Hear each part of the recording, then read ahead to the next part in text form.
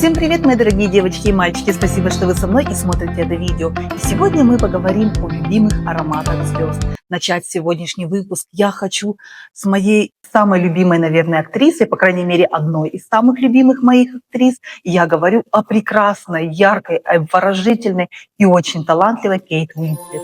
В ее копилке премия «Оскар», «Эмми», «Золотой глобус».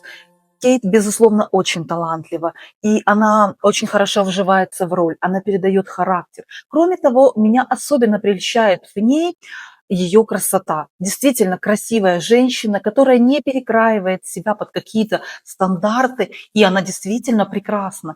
И однажды в своем интервью Кейт сказала, что красота, женская красота, бывает разной. И красота бывает не только нулевого размера. И на своем примере прекрасная Кейт это подтверждает. Долгие годы Кейт была лицом Трезор от Ланком, и в своих интервью, конечно же, связанная рекламным контрактом, она очень часто говорила, что это один из ее любимых парфюмов, что, в принципе, вполне может быть правдой. Но также очень часто люди, которые окружают Кейт, они это подтверждают, и сама Кейт говорила, что от данного бренда ей очень нравится аромат Eau de l'Orangerie. И здесь очень красивое соединение, сочетание сочных ярких цитрусов и прекрасных цветов. Очень свежий, легкий, дарит позитивный настрой, хорошее настроение. Это такой классический, очень хороший, комплементарный люксовый парфюм, который понравится практически всем.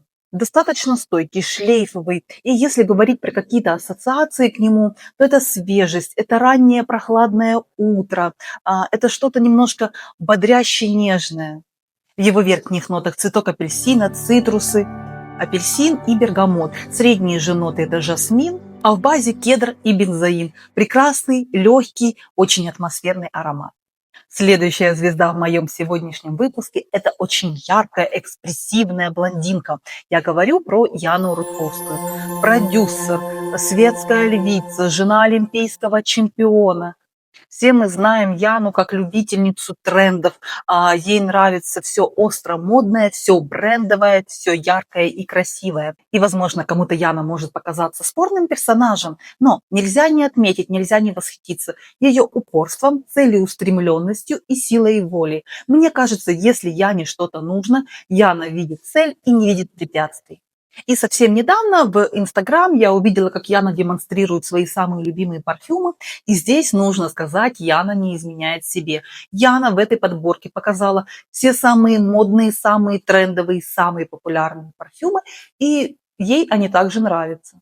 Среди своих любимцев Яна называет Blue Talisman, Lost Cherry, Интригу дьявола. То есть самые действительно громкие, но шумевшие парфюмерные шедевры. Самым же сексуальным ароматом для себя Яна называет аромат от Amouage Loss and Love. Все амуажи, как всегда, очень яркие, с очень интересной пирамидой. Как всегда, стойкость и шлейф здесь просто 100 из 100. Очень красивый, женственный, действительно сексуальный. Тут я согласна с Яной.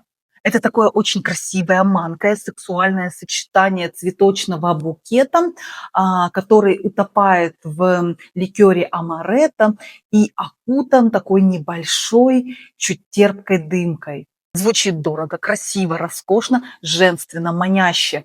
Он стартует бергамотом и гелиотропом. Далее идут роза, цветок вишни, иланг-иланг, амаретто. В базе же ваниль, замша, бобы тонка и амбра. А вот кто меня по-настоящему удивил, точнее, чей выбор для меня оказался немного неожиданным, так это Бритни Спирс. В мои школьные времена она была просто иконой, принцессой поп-музыки. Мне кажется, имя Бритни Спирс тогда знали абсолютно все. Ее все песни становились хитами, они звучали просто отовсюду, вот буквально из каждого утюга. Девушки старались быть похожими на нее, парни все также были очарованы молодой, прекрасной, улыбчивой Бритни. Ну а что же меня удивило? А удивил меня парфюмерный выбор Бритни и это не то, о чем она сама говорит. В своих интервью, конечно же, она очень часто рекламирует свою парфюмерную линейку, что вполне логично. И вполне возможно, она действительно ими и пользуется. Но внимательные фанаты Бритни знают, и это они видели на ее выступлениях, в ее каких-то видео, что она пользуется очень бюджетным ароматом Tommy Girl. Но это тот самый случай, когда аромат, несмотря на свою такую достаточно бюджетную цену, он достаточно неплохой, он звучит люксово, универсально. Это уже далеко не новинка, здесь такое классическое звучание. Он легкий, он искристый, он задорный, красивый, цветочный, чуточку пудровый. Он очень универсальный, шлейфовый, комплементарный. Действительно, это очень хороший такой выбор по бюджетной цене. И мне он кажется очень позитивным, очень жизнерадостным и таким молодежным. Я не представляю в нем взрослую женщину. Но для молодой девушки, для молодой женщины, мне кажется, он просто великолепен.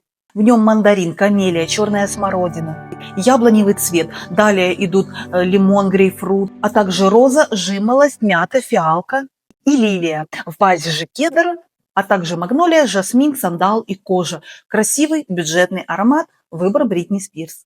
Но завершить сегодняшний выпуск я хочу очень красивой, необычной женщиной. Я говорю про Ренату Литвинову. В ней есть что-то особенное. Она как будто бы неземная, очень харизматичная. Действительно, услышав один раз речь Ренаты, ее невозможно забыть. В ней томность, грациозность, талант, умение удивлять, приковывать к себе внимание и такая неземная, утонченная красота. Какое-то время назад Рената выпускала свой парфюм 1226. Она сделала его несколько похожим на себя в том смысле, что он необычный и очень интересный. Это такой красивый, женственный аромат. В нем есть сочетание цветов, желтых цветов. Есть такая кокосовая, бальзамическая нота. Звучит действительно необычно, интересно. И я могу его сравнить, наверное, с Алленом. Данный аромат разработал Жан-Поль Герлен, а Рената принимала участие в его разработке. Поэтому, насколько она сама им пользуется, мне неизвестно. Тем не менее, вот такой аромат был создан при ее участии. И в одном интервью Рената Литвинова сказала, что один из ее самых любимых ароматов – это Диаполи. Спокойный, медитативный, оригинальный.